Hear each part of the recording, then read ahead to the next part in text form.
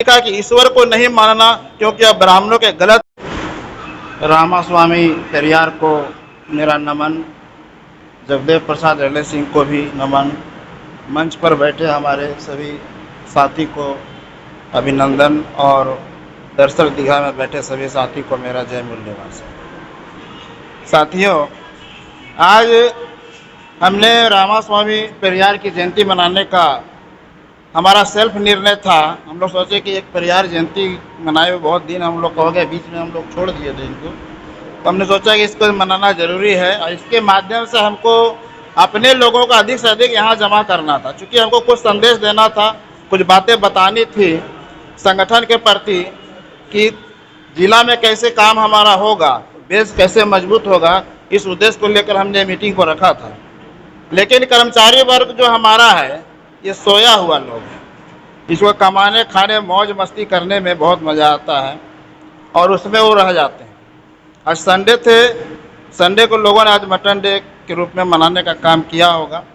वो खाए पिए सो गए होंगे, उसको याद भी नहीं रहा होगा कि आज पेरियार रामास्वामी की जयंती का चिट्ठी उनके घर तक हमने पहुंचाया, लेकिन उन्होंने यहाँ तक नहीं आ पाए। खैर कोई बात नहीं, नेक्स्ट टाइम फिर हमारा प्रयास रहेगा और उसको लाएंगे। पेरियार रामास्वामी जो थे वो ब्राह्मणवाद की बखिया उखेड़ दी थी। अपने समय में उन्होंने ब्राह्मणवाद को तार तार कर दिया था। जब उसको देखते तो ब्राह्मण भी किनारे लग जाते थे, है ना।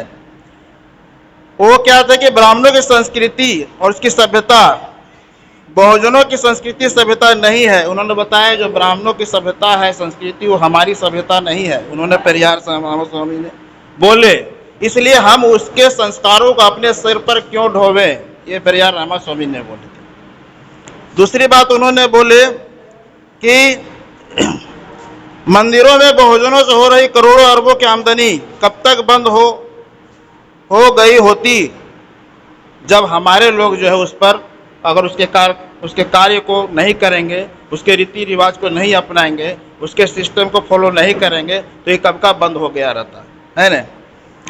बहुजनों को अपने परिवार के विकास पर ध्यान लगाना होगा। पेरियार रामास्वामी उस समय कहते कि बहुजन को अपने परिवारों के विकास में, यानी बाल बच्चों को पढ़ाने में, आगे बढ़ाने में ध्यान देना है। आज की तारीख में क्या है, हमारे पूर्वज अपने इतिहास को नहीं जानते हैं। इसके पीछे क्या है, ब्राह्मणों का भ्रम जाल है। ब्राह्मणों को जो भ्रम जाल जो लग गया है उससे हमारे लोग निकल नहीं पा रहे हैं। मूल निवासी आंदोलन द्रविड़ आंदोलन है। आज का जो मूल निवासी आंदोलन जो अभी चल रहा है पूरे देश में, ये क्या है, हम लोगों का अपना आंदोलन है, द्रविड़ आंदोलन है। ये द्रविड़ आंदोलन का एक रूप है। हम बहुजनों को मूल निवासी होने पर गर्व महसूस करना चाहिए, ना कि हिंदू होने पर। हमारे लोग हिंदू होने पर ज़्यादा गर्व करते हैं।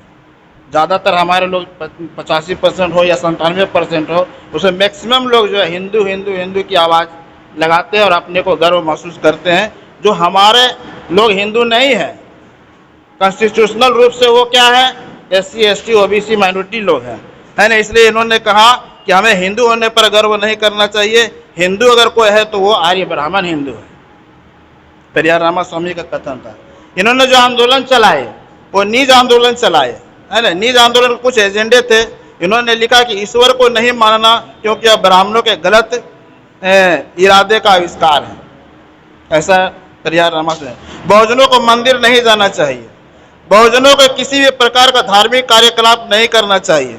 बहुजन अपने आप को शिक्षित करे, यही बहुजनों की जीत है। हमारे बहुजन अपने क्षेत्र में मंदिर नहीं बनवाए क्योंकि हमें मंदिर नहीं, पूजा नहीं, पढ़ाई चाहिए। हमको पढ़ाई पर विशेष ध्यान देना, शिक्षा पर हमको विशेषकर जोर देने की ज़रूरत है।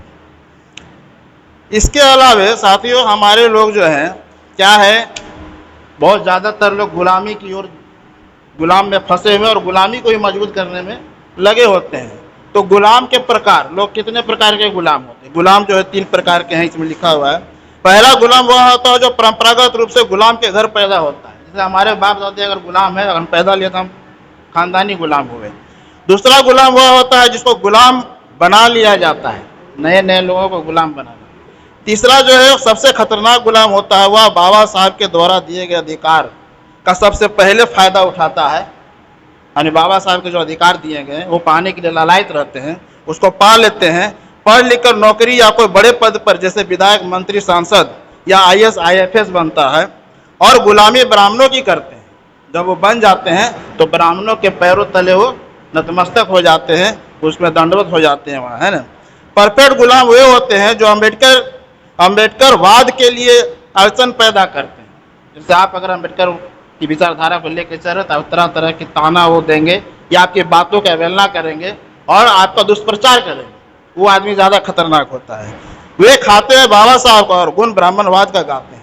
धिक्कार है ऐसे पढ़े लिखे परफेक्ट गुलामों पर, इसे चुल्लू भर पानी में डूब मरने की जरूरत है। ये 3 प्रकार के जो गुलाम है, जिसमें तीसरा गुलाम सबसे खतरनाक गुलाम है। ऐसे लोगों को हम लोग को चिन्हित करना चाहिए और उसको सबक सिखाने की जरूरत है।